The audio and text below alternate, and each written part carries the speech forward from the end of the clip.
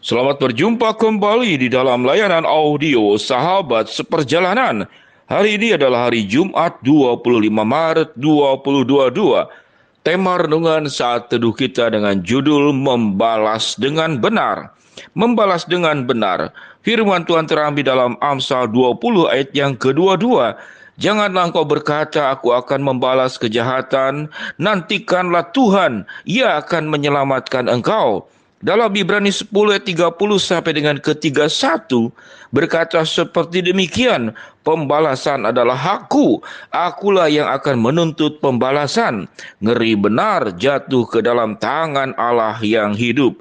Mari kita berdoa. Bapa yang di dalam surga, terima kasih buat kebenaran firman-Mu bahwa Tuhan adalah pembela kami, Tuhan adalah hakim di atas seluruh kehidupan manusia yang tidak pernah akan terlepas. Secuil kejahatan, sekecil apapun perbuatan ada di hadapan Tuhan. Dalam nama Tuhan Yesus kami berdoa, amin. Shalom sahabat, perjalanan yang dikasihi Tuhan, membalas dengan benar. Bagaimana kita cara membalas dengan benar? Kalau itu adalah sebuah pertandingan tinju, pertandingan karate, pertandingan judo, kalau Anda tidak saling membalas, maka Anda akan dimarahi oleh pelatih. Karena itu sifatnya pertandingan. Bahkan Anda akan dianggap sebagai orang yang baik dan terbaik kalau Anda bisa mengalahkan orang yang menjadi katakanlah lawan tanding. Jadi kita belajar ada yang namanya lawan tanding, ada namanya lawan dalam kehidupan. Kalau lawan tanding itu harus membalas dan memenangkan sesuai dengan peraturan olahraga. Kalau itu tinju, demikian juga dalam sepak bola juga harus membalas. Kalau bisa kita lebih banyak memasukkan gol, jauh itu lebih baik. Itu namanya lawan tanding. Namun dalam hidup ini ada namanya lawan kehidupan. Di dalam kehidupan ini, yang real, yang nyata, kalau tadi adalah olahraga, namun ini adalah real kehidupan. Kita benar-benar dipukul, kita benar-benar ditinju, kita benar-benar ditendang, kita benar-benar diinjak-injak, kita benar-benar dirugikan, kita benar-benar difitnah, kita dikambing hitamkan, apalagi selain kambing. Apa di kuda hitamkan atau di apalagi yang dihitamkan. Bagaimana saya tidak membalas? Dan bagaimana cara membalas dengan benar? Sahabat perjalanan yang dikasihi Tuhan, ada banyak alasan kita boleh berkata kalau tidak dibalas, maka dia semakin subur melakukan kejahatannya, semakin leluasa. Bagaimana saya tidak membalas? Kalau membiarkan dia terus berbuat sesuatu yang buruk dan makin berkembang biak, bukankah itu juga sebuah kejahatan? Bahkan dalam pandangan hukum, kalau kita tahu ada orang berbuat jahat, kita sebagai saksi mata, kita punya kesempatan berupaya untuk menghentikan, namun kita yang ada di kondisi nyata, di lokasi kejadian, kita tidak berbuat apa-apa, kita bisa terkena hukum. Secara hukum negara, kita bisa terkena hukum sebagai disebut pelaku pasif. Sahabat perjalanan, bagaimana menyikapi semuanya itu? Dan apa yang dimaksud oleh Tuhan bahwa pembalasan itu hakku? Dan apa yang dimaksud dengan Tuhan balaslah kejahatan dengan kebaikan? Maka pertama-tama yang perlu kita pahami, membalas kejahatan dengan kebaikan itu tidak sama dengan membiarkan kejahatan itu semakin bertumbuh subur. Dan membiarkan orang berbuat jahat menjadi sewenang-wenang dan dia bisa berlaku semakin luar biasa dalam kejahatannya. Jadi itu tidak demikian. Negara kita dan negara hukum serahkan, tentu itu adalah tugas polisi, tugas penegak aparat hukum. Kalau kita dianiaya, laporkan kepada kepolisian. Karena kepolisian adalah alat di tangan Tuhan, alat negara dan juga adalah alat di tangan Tuhan. Dalam kondisi yang terdesak, misalkan Anda mau dibunuh, tentu Anda boleh membela diri, sahabat seperjalanan boleh membela diri. Namun membela diri dengan membalas itu dua hal berbeda. Kalau membalas itu, kita akan melakukan hal yang sama dengan apa yang dilakukannya, itu membalas. Namun kalau membela diri adalah menjaga diri, jangan sampai kemudian kejahatan yang dilakukan oleh orang lain mengenai kita.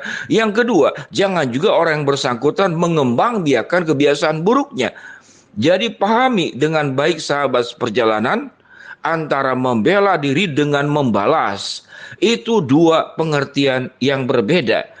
Kalau membela diri, kalau secara hukum balas-membalas tetap tidak adil.